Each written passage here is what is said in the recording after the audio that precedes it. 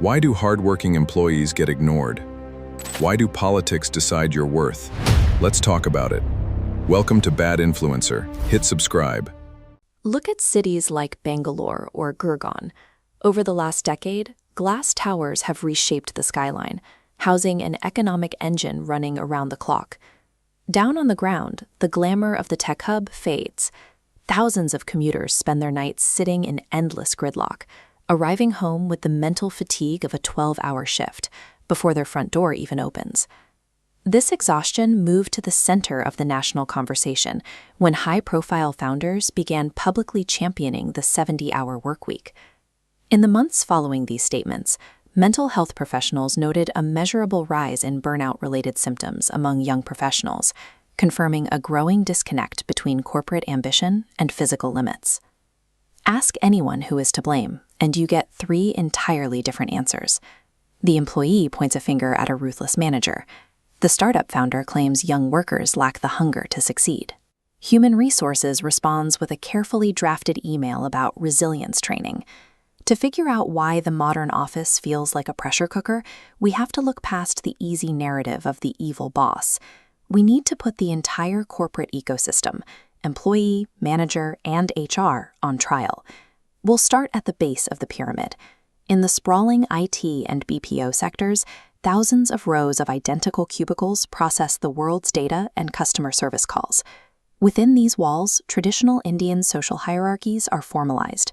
Employees are taught from childhood to unquestioningly respect their elders, and that reflex translates directly into a yes sir culture of absolute subservience to leadership. The result is a collapse of personal boundaries. Ask a software developer, a sales executive, or a junior doctor, and they all report the same daily violations: mandatory weekend shifts announced on Friday afternoon, and a barrage of urgent WhatsApp messages pinging at 11 p.m. For a BPO worker assigned the graveyard shift, this often means watching a sister's wedding via a grainy video call on a lunch break, simply because a floor manager arbitrarily denied a leave request. From the perspective of the cubicle, the entire operation operates as a system built to extract compliance rather than reward measurable output. Now, let's move up a few floors to middle management in finance or a fast-growing startup. From the outside, these managers look like the architects of the misery below. The reality is, they are trapped in the middle squeeze. They sit directly between aggressive Western clients demanding immediate results and a younger workforce that is finally pushing back and demanding work-life balance. Visualizing this flow, toxicity starts at the board. Executives drop a crushing weight of KPIs onto middle management. Facing constant replacement threats, managers enter survival mode. Empathy evaporates. They stop seeing direct reports as people, treating them as expendable data. The middle manager operates as the enforcer of an institutional mandate that demands growth at all costs. Their behavior is simply a byproduct of a system designed to transfer top-down pressure onto the teams below. This brings us to the third point in the triangle, and the most persistent myth of the modern office: the idea that human resources is there to protect the employee.